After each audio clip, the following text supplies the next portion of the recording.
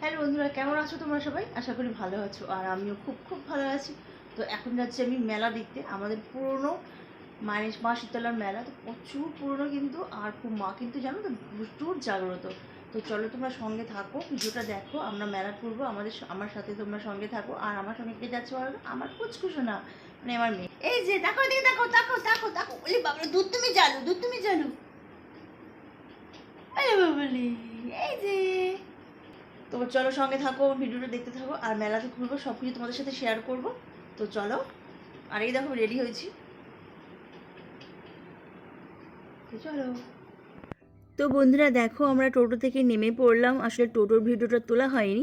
আর টোটোটা নেমেছে একটা গলির মধ্যে নেমেছি আমরা। তার কারণ হচ্ছে টোটোওয়ালা, টোটো দাদা, যে দাদা, সে বলল যে রাস্তায় প্রচুর জাম আছে, প্রচুর ভিড় আছে, মানে সিভিক ভলেন্টিয়াররা দাঁড়িয়ে আছে ওখানে, যে মেন রোড দিয়ে যাওয়া যাবে না, সেই জন্য উনি ভেতর দিক দিয়ে, দাদাটা খুব ভালো ছিল, তো আমাদের ভেতর দিক দিয়ে দেখো বেশ মেলার একটু সাইডে আমাদেরকে নামিয়ে দিয়েছে। তা না হলে কিন্তু আমার মেয়েকে নিয়ে অনেকটা হাঁটতে হতো।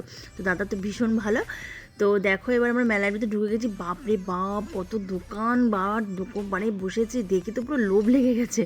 আর এই দেখো মায়ের মন্দিরটা, আর এই মা কিন্তু ভীষণ জাগ্রত। আর মন্দিরের সামনে এত ভিড় যে ঢোকার কোনো উপায় ছিল না। সামনেটা মানে মানে কি বলবো তোমাদেরকে, বলে বোঝানোর উপায় নেই। তোমরা যদি আসতে তাহলে বুঝতে পারতে।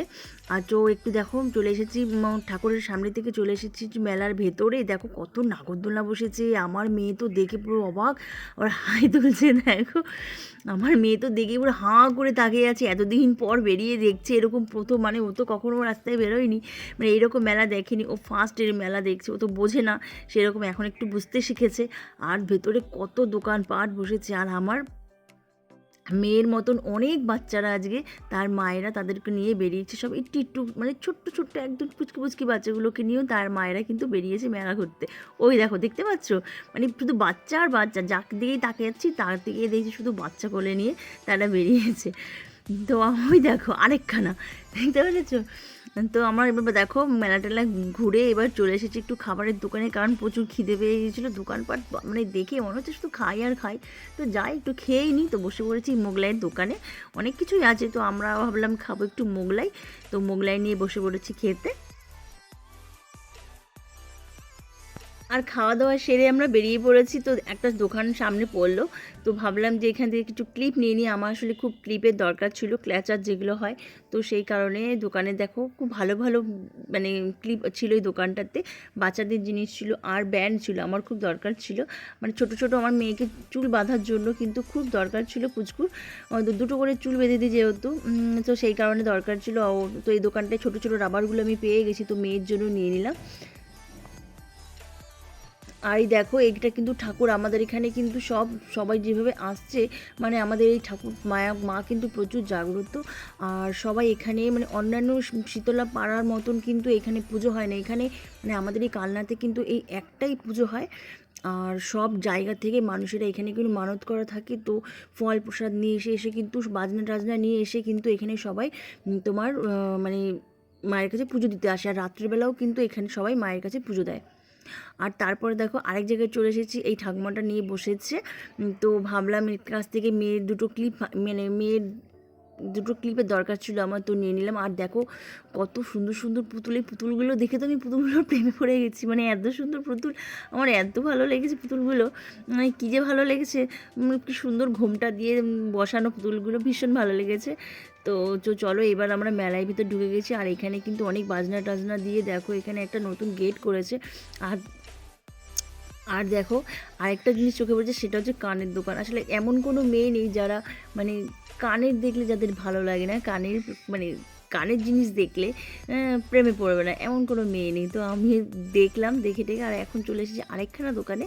তো সেখানে কাপটাপ দেখছিলাম। আর একটা জিনিস দেখো, যে সাপ দেখে আমার মেয়েকে দেখাচ্ছিলাম, আমি ভাবলাম ভয় পাবে, ও বাবা এই মেয়ে তো দেখে হাসছে সব দেখে, মানে একটুও ভয় নেই ওর, ওগুলো দেখে হাসতে আরম্ভ করে দিয়েছে। আর এই বোতলটা ওর খুব পছন্দ হয়েছে। তো এটা জলের বোতল, আমিও বুঝতে পারিনি যে এটা জলের বোতল, ওর ভীষণ পছন্দ হয়েছে, ও তো নেবেই জলের বোতলটা।